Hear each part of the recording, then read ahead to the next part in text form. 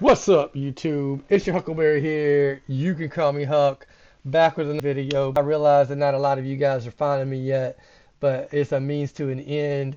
I get a lot of enjoyment out of making these videos. Hopefully, some of you guys will find me and appreciate what I'm doing here, and you'll start leaving me some likes down below, and maybe even a couple of you will subscribe. So, without further ado, we're getting into another video right here. Let's see what we got going on. All right, let's go.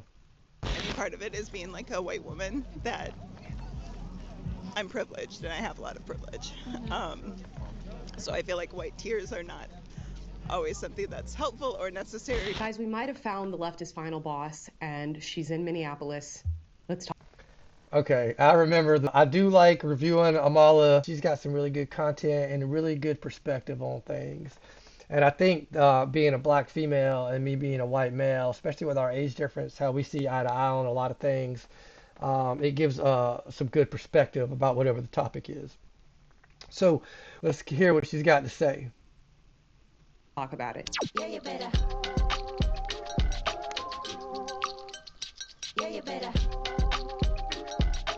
Guys, before we get into today's video, please like and subscribe. As today is going to be a quick one. We're going to be reacting to a video that I saw on X where a leftist woman says she, quote, feels wrong for paying her respects to Renne Good because she's a white woman who's privileged. Now, Renne Good, for those of you who are unaware, is the woman who was shot in Minneapolis while obstructing an ICE operation. She was in the middle of the road. She drove her car into an ICE agent, and the ICE agent subsequently shot her. Now, this woman has been showing up as an act of protest against what happened to Renne Good, kind of paying her respects to her, but she says she feels conflicted about showing up. Let's watch. So I mean, I'm just walking around kind of just dazed-eyed because I was like, I don't know if it's the right thing to do. It feels kind of wrong being here in some way. I don't know why. And why you think, yeah. I don't know. I don't know, like, where that stems from. You think it would feel wrong because this woman drove her car into an ICE agent. You think it would feel wrong because she was obstructing a roadway and a federal investigation at the time. You'd think it would feel wrong because these individuals did sort of set themselves up for the result of what happened on that day. And now people are kind of taking to the streets to abuse ICE agents, to again get in the way of federal law enforcement operations, and to just create mayhem. You'd think it would feel wrong because of that, but she's about to say something so crazy. I mean, part of it is being like a white woman that I'm privileged and I have a lot of privilege. So I feel like white tears are not always something that's helpful or necessary. She said she's a white woman who feels privileged and that white tears are not something that is helpful or necessary. And I know how we got here. We got here through critical race theory. We got here through the never-ending narrative about the victimization of people of color at the hands of white people. We got here through taking American history and then just shifting and subverting it into a current day tale of white oppression of marginalized people. And unfortunately, leftist women, white women in particular, are constantly just beating themselves over the head with their idea of their own privilege and with this idea that they are naturally oppressive by virtue of being born white. And it's so unfortunate that she feels the need to question and judge her own emotion on the basis of her being a white person, to say that that emotion is less valuable, to say that that emotion is not necessary because she's white. How sad is that? Now, I don't agree with her political affiliation. I don't agree with the statement that she's making on this particular movement and on the statement she's making about Renne Good, but how sad is it that you feel the need to just feel bad and unjustified in your own emotional reaction to something that you've seen because you're a white person? And this is the unfortunate reality of the white leftist framework, that they have to be an ally to these situations, but their whiteness is getting in the way and their view of that whiteness gets in the way because they are constantly brought up as an oppressive force on all of those around them and a privileged individual who does not deserve to feel things. Black and brown people have been experiencing this for a long time.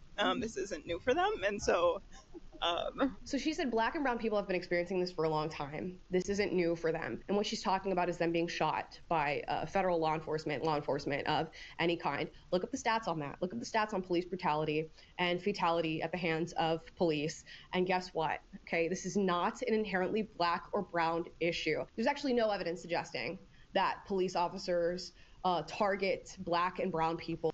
There's none at all. I mean, it happens. Just like there's all kinds of cross white shooting black officers, black shooting white. I mean, it all happens. It's just that it's so blown up because if the media cherry picks and then drills down your throat this certain narrative, and they make this woman feel like she's feeling right now. It is sad. She's right. With brutality. I urge you guys to look into the work of Roland Fryer, who was a tenured Harvard professor before a lengthy academic attack over some of the things that he uncovered through his research.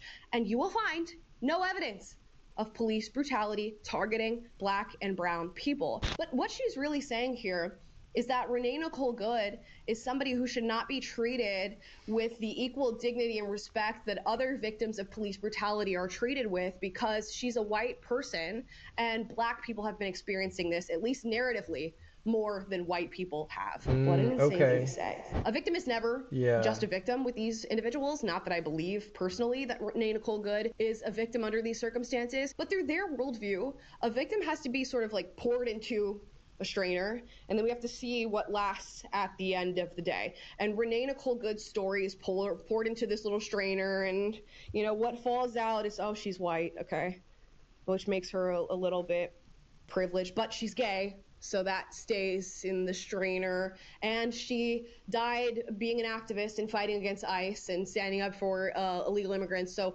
that stays in the strainer. So I can feel bad for all of those things, but the whiteness that sort of dripped out, that leaves me conflicted. Yeah, that's messed up. That's weird, guys. It's Yeah. weird. It's not how we should be viewing anything. Weird. That's not how we should be going through the world and looking at people and looking at stories and attempting to figure out how we feel on the other end of it. No. I don't know if that makes any sense in that way. How did you decide that you should be here? Or are you still figuring that out? Well, I work like 2 miles from here, so driving by, it was like, I'm here. I'm 2 miles. I can stop. There's another aspect of this, and I was talking to Taylor about this recently. We were talking about this concept of what it would take to get you out of your house and to show up to the scene of a crime or the scene of an incident upon hearing about it on social media or on the news. What would it take? And I would love to hear your answers in the comments down below. I cannot, in my brain, figure out a justification on a personal basis for me getting out of my house and going to an active crime scene, infringing upon a federal investigation, or just showing up at any incident like this at a moment's notice because I live close by and I know that this recently happened. It's so strange to me that people, to the tune of thousands, maybe even tens of thousands with what's happening in Minneapolis, just jump out of their chairs to show up on this street or to show up. Because they're getting told to do it and they're getting paid to do it in a lot of situations. Up in the city and to be doing these like massive protests in the name of standing up against ICE and standing for Renne Good. I just can't work that through my brain. But hey, that's not me. I guess if I look at my old self, I could see just a visceral reaction in me as a leftist, maybe bringing me out to a street like this, although it didn't happen. I'd showed up to many a BLM protest, but typically those were planned. I do wonder if I could have ever gotten to a space like that, where I would just jump out of my chair to show up to what could be a very dangerous situation like this because I saw something on the news. I don't know. Just a thought. So let's work through this one more time. This woman has shown up to protest, or I guess just to show respect for Renne Good after what's happened in Minneapolis. But she feels conflicted about this because she's white and is coming from a place of privilege. Maybe is not justified in feeling the feelings that she's feeling based on that leftist framework. The quote unquote victim in this instance is white and apparently does not deserve the same amount of feeling as other victims because the black and brown community has been dealing with this for quite some time. And white tears are not needed in this instance. This is where leftist brainwashing, I think, gets you. Not to be harsh, but it is sort of the harsh reality of that you have to question your own emotional feelings about something because of the identity markers that you carry as an individual. This sort of superficial way in which we view humanity on the left, the superficial way in which we view identity on the left is just astounding to me. And this is really, truly how it shows up in real life in these leftist spaces. And I remember experiencing this as a leftist myself. I'd be in certain rooms and something would be said about white people. I'm just like, wow. Even then, I thought, this is such a crazy thing to say. And I put my head down and I kept going and I kept going and I kept going. But eventually, it sort of bubbles to the surface and you can't ignore it anymore. I remember being in rooms where an organizer would say, let's let all the marginalized people, those most affected, speak on these issues first. And the issue would be something that all people experience. But no, Black and brown people need to speak first. Queer people need to speak first. People who have XYZ identity markers need to speak first. And white people, you sit this conversation out. And this sort of self-flagellating white person exists a lot in leftist spaces. And to those people, I say, A lot. relinquish yourself of this existence. Right. You don't have to constantly be beating yourself up. You don't have to question every single emotion that you feel. You don't have to feel insecure in your right to be in a space and your right to show up somewhere and to feel the things that you're feeling. And the fact that somebody's made you feel that way in the name of social justice and unity and awareness and tolerance is ridiculous. So yeah, I think we have the leftist final boss here, and it's unfortunate. It's a very unfortunate reality. I don't think it's the final boss of the game, though, Amala. I think, every game has multiple levels. This might be the final boss of this first one or two stages. To borrow from Mortal Kombat, it's more like Shang Tsung than it is Shao Kahn. It's not the ultimate boss. For a lot of you, probably don't get that reference there, but I think you understand what I'm saying. There's bigger and badder bosses, but you are right in that she's kind of like the epitome on the ground level of what's wrong. For this woman and others like her, and hopefully it's a reality that they're able to step out of. Guys, those are my thoughts. Drop your thoughts in the comments down below. And I love your thoughts, Amala. That's why we're always reviewing your videos. And I do encourage you guys to go and give her a like and a follow there, because she's on it. I mean, she speaks the truth. She throws facts, and her perspective is very enlightening. So that's going to be it for this video today, guys. I don't know what to do about the glare, guys. I'm sorry. I'm sorry. I take these off and everything's just a blur. It's like I'm John Cena all of a sudden, and I can't even see you. You're John Cena.